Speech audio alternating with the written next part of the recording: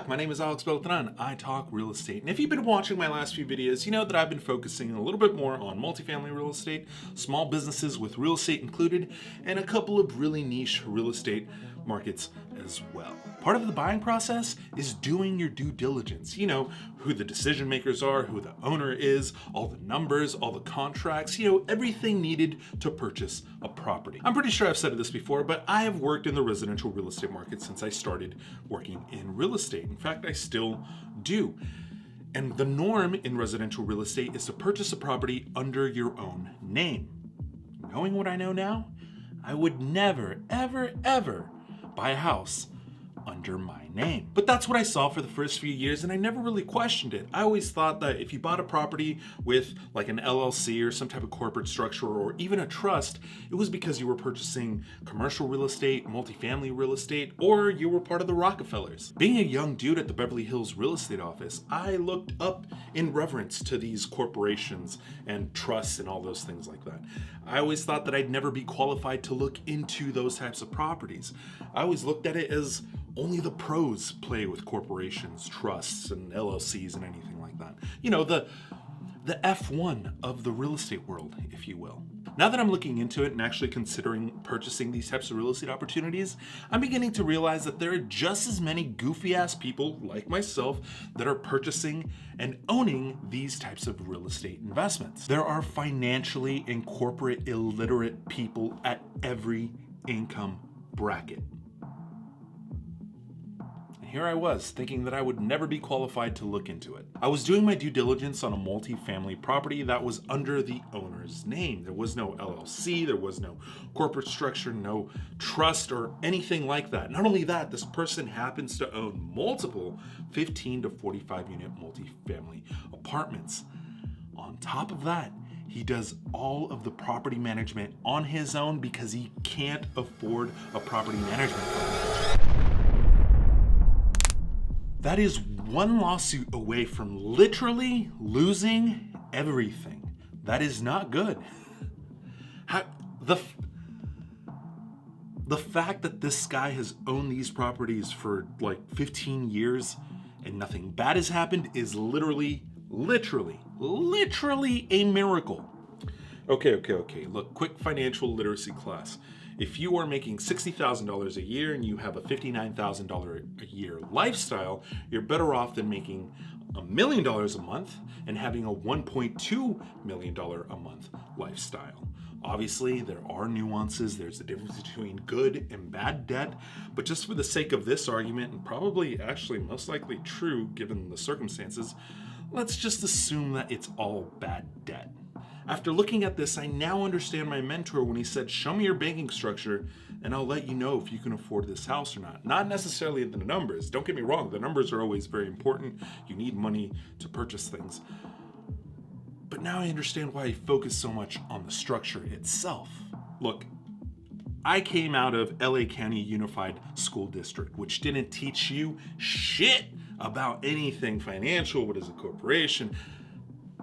I was completely oblivious to all of this. Because when he told me this, I thought to myself, what do you mean the numbers don't matter? Once again, to be clear, numbers always do matter. That is a given. But after a while of working in the real estate industry, I had access to some of the biggest real estate portfolios, and I began to notice a trend. The difference between the poor and the wealthy was the paperwork, the LLCs, the corporate structures, the trusts, and the ability to identify a liability from an asset and always pay off a liability with profits from said asset. You might want to rewind that part and listen to that part over and over and over again, because that is the secret that the rich aren't telling the common folk. Just saying. Anyway, I'm not a business lawyer. I'm not your accountant. This is not advice. These are just examples of what I have seen. As always, do your due diligence.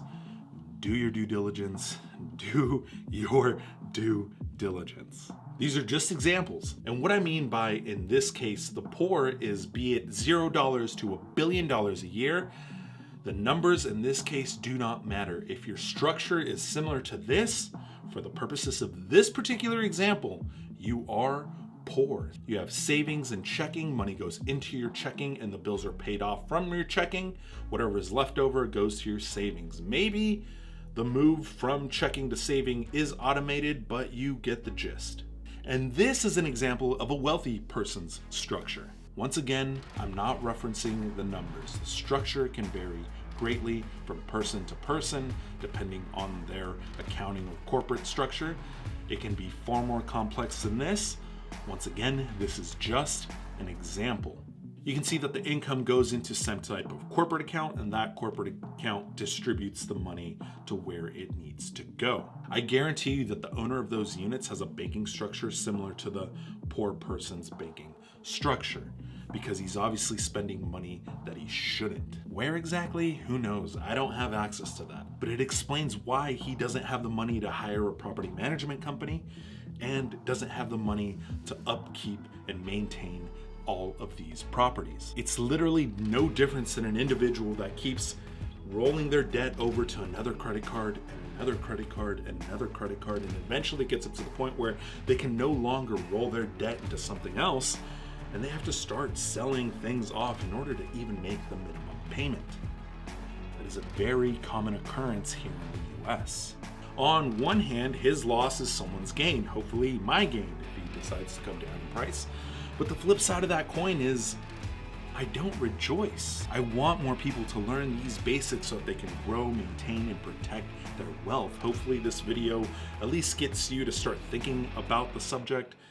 Go talk to an attorney, go talk to an accountant, see what they can do for you. Anyway, I made a video talking about books that I would recommend. I'll go ahead and link it in a banner somewhere around here. They're books that I think you should read in order to become a well-rounded investor in any realm.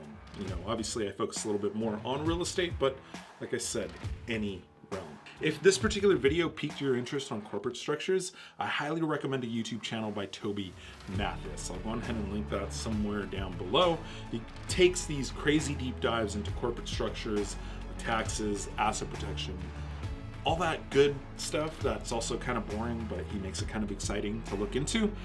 Go ahead, check it out, let him know that I sent you. Other than that, I will catch you guys next week. Peace.